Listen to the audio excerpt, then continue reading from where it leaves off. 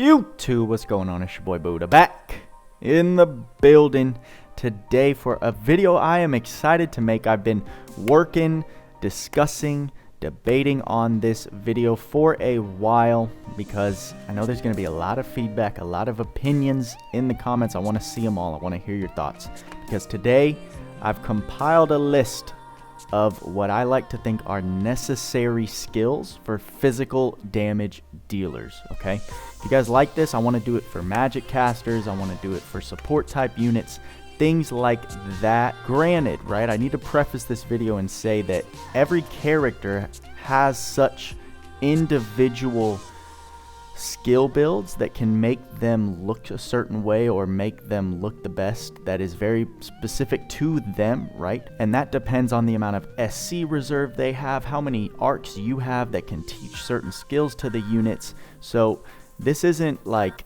you can start the game and start working on these, getting these skills readily available. This is my analysis on looking at a lot of different builds that I see for physical damage dealers and trying to find commonalities within these core skills that I kind of see on every single high level, high tier build. So shout out to Lake's Last Cloudia spreadsheet. I've done a whole video on it, so check that out.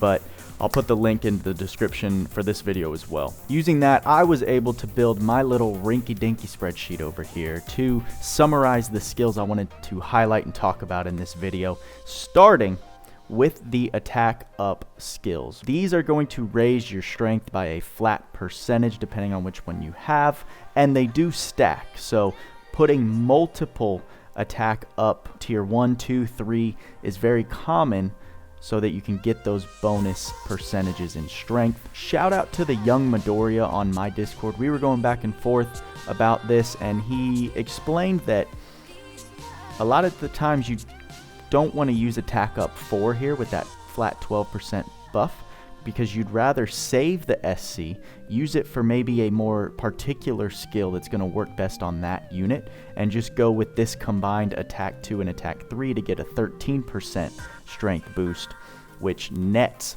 more than that 12%, and I believe both of these combined cost the same amount of SC as this single attack up 4 strength. So just a very, very key detail to note.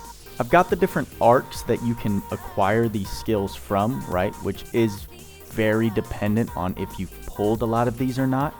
So it's not guaranteed that you can get these skills right away, but it's just, this is kind of just for your reference. If you do have these arcs handy, you didn't know they had some of these skills, I figured it'd be a nice touch to put these on here. So this list will be available. I'm going to put a link down below so you can access this as well.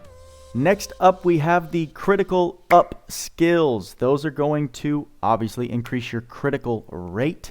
In total, if you have all 3 tiers equipped, it gives you a 15% bonus in critical chance, which I think is crucial for any character trying to deal damage, because those crits are what's going to allow you to hit the max cap damage that you're trying to accomplish with every character. Next is the aim skills, aim vitals, and advanced aim vitals. This is going to give you a total of 80% crit damage if you have both of these equipped. Aim vitals is 30%, advanced aim is 50%, so very, very crucial for hitting those cap damage numbers. Proud force, right? This is going to regenerate HP for every critical hit that you do, so very, very important skill for all areas of the game, especially high level content like the Tower of Trials, any high difficult boss.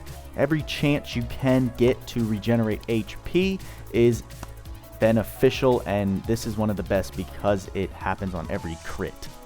The next 3 skills we're looking at are pretty much going to be on every single list if I do ones like this moving forward. That's skill charge 1, 2, and 3. The ability to start with some charge already stocked up on your 3 skills is so crucial to hitting the numbers that you want to hit right out of the gate. This is going to stay true for physical damage, magic damage, support type units. The skill charge 1, 2, and 3 are pretty much just a staple must have. Any chance you get to put this on a certain character, you take it. Next we have dual wield, right? A coveted fan favorite, and for good reason. Dual wielding allows you to equip a second weapon to the character that has this available. That's why Sandworm is such a great arc, because it allows you to attach dual wield to any character you want willingly. It's the reason why I picked it for the New Year's ticket arc. When dual wielding, every regular attack and skill will deal twice the amount of base hits. The damage of each hit is 60% of the calculated damage. So in total, you're essentially dealing 120% of your normal damage with this ability. If I'm not mistaken, you also proc, right? You also proc the attribute that your second weapon is. So a good example of this, I can't remember the name. A good example of this is this equipment right here that you can get off of the Arc Phoenix below. Fireclaw Legulono Magna. I hope I said that right. It's a 6-star, right? Fireclaw that's got the attribute fire on top of it. It's got this nice 15% skill damage too. I want this really bad. But I believe if, let's say I had this equipped as the second weapon to Ray, it activates pursuit damage, so I'm going to see some extra fire elemental damage pop whenever I'm attacking with Ray. I believe that's how it works. I've yet to test it in game, so correct me if I'm wrong down in the comments. But another reason why dual wield is such a powerful skill. And then I included this skill, Blessed Speed, because I believe if you're a physical damage dealer, you're trying to be right up in the enemy's face. And what better way to do that than have the availability to run faster? So Blessed Speed, I think, is very important to get where you need to be as a physical damage dealer quicker than you would if you didn't have this skill. I made a list for honorable mentions. These are skills that you're not going to need on every single type of character, but they're going to look really good in certain situations, specific situations. Pretty much not the majority, but for specific characters and situations, they are absolutely necessary. First, we're looking at weapon boosts. I included these first two examples, sword boost and sword high boost. There's obviously a lot of other skills just like this for the various different weapons that are in the game. It increases your damage by 10% when a sword is equipped for regular attacks and skills, and then another 30% if you have the high boost. That is a standard for all the different available weapons, so very useful for certain characters that are able to equip certain weapons. Guard is another one. 10% chance to enter guard when attacked by physical attacks for minus 25% damage. Does not stack with other sources of guard, so it's just a nice damage reduction skill that can fit really well, and it's got, I believe, a low SC cost. Breaker and break boost, I think, are pretty essential anytime you're trying to take down a difficult boss. The first one gives you 50% break damage, so it allows you to break the bars faster, and then the break boost plus 30% damage to enemies that are in break, so after you get that break bar down, you're dealing that extra 30% damage boost to them. Very good stuff. Pirate's Feast, at the battle end, all skills are fully stocked, so I didn't take into account until recently that this ability is really only effective if you have multiple waves within whatever stage you're attempting, because then at the end of each stage you have a full set of skills ready to go, which I think is just incredible. However, if you're taking on a one-stage quest or event, it's not going to help you like I thought it would. So that's why I put it in honorable mentions rather than in absolutely essential. These are the poses I put on honorable mentions as well. When you kill the enemy, plus 5 SCT for the pose of glory, plus 5% MP in the pose of honor, and then 10% HP in the pose of victory. So I just think they're very, very effective whenever you're just slaughtering enemies. Another way to recover HP, MP, and charge your skills faster. The Ails, right? Ale of Glory, Ale of Honor, Ale of Victory, very similar to the poses. However, these are very effective in multiple wave events, because at the end you're going to be adding SCT to skill, healing MP, and healing HP all at once. Sharp Eyes, I was really debating on whether to put this in the absolutely essential skills, but basically when a skill is used, 3% of your MP is automatically deducted for a 50% damage buff. I think it could go in absolutely essential skills that you should have on damage dealers. I probably should have looked into how much SC it costs, and I just wasn't absolutely sure that you needed to have this on your damage dealers to make them perform the best because of the way that it saps MP. But thinking about it now, I probably could have put it because I believe in the majority of the time, Sharp Eyes is going to help you hit those max damage numbers that you're looking for more often than not.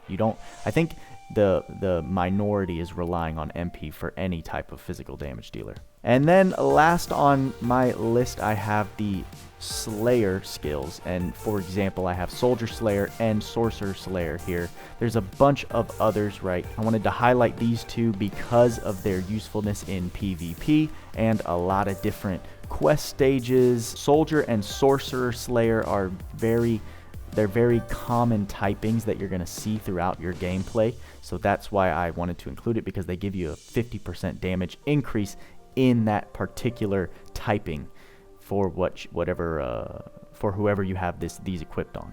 Something else I wanted to talk about quick, I forgot to put it on my list, but it kind of just came to me, it dawned on me after the fact, are these auto skills: auto brave, auto critical, auto haste. Right at the start of battle, these are going to give you percentage buffs in certain areas, like auto brave gives you strength, auto critical gives you crit rate, auto haste gives you SCT speed, as well as the fast equivalents: fast brave, fast critical, fast haste. Both of them give you these buffs right at the start of battle, but the difference is the fast skills have a 40-second timer on them. Auto stays throughout the entire battle. And at first I was reading that and thinking, why would you ever do fast rather than the auto skills? And that answer is with the SC cost, because your fast skills are only going to cost you around 2 SC to attach it to certain characters, whereas auto range from, I believe, 7 to 14. I'm sorry. So you're looking at eating up a ton more SC if you use these auto abilities rather than the fast abilities. The auto abilities are obviously going to help you in longer stretched events, versus the fast. You don't want that timer, that 40-second timer, to run out before you clear your stage. So those are kind of the pros and cons to using both of those different types of skills. And that's gonna sum up my thoughts on absolutely very important, crucial, critical skills that you want to make sure to attach to physical damage dealers any chance you can. Like I said at the beginning, this is all going to be very dependent on where your character stands with your SC reserve, what arts you have, which skills you have the ability to give. But I think, at least for myself and hopefully for some of you guys out there, it does give you a good picture as to core skills that you can look for to give any characters you're looking to max out. Very excited to see your thoughts. Excited to see any trolling or any comments like, bruh, how'd you forget this? And because I'm more putting this out to learn myself, as I always say. On that note, y'all already know what I'm about to say. Work hard, play harder. See you in the next video.